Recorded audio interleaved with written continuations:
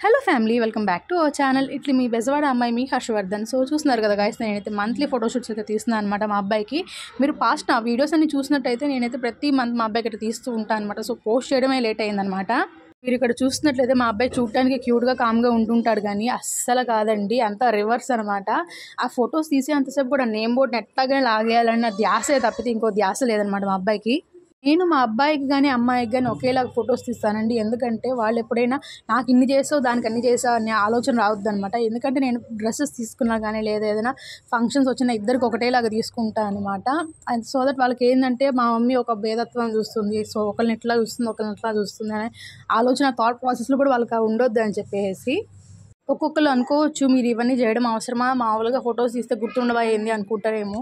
నాకైతే ఇట్లా చేసుకోవడం ఇష్టం అనమాట. సో దట్ నేను ఎవ్వరి మాట అయినా అనమాట, నా బిడ్డకి నేను చేసుకుంటున్నాను అన్నట్టు ఆలోచన అయితే ఉంటుంది నాకైతే.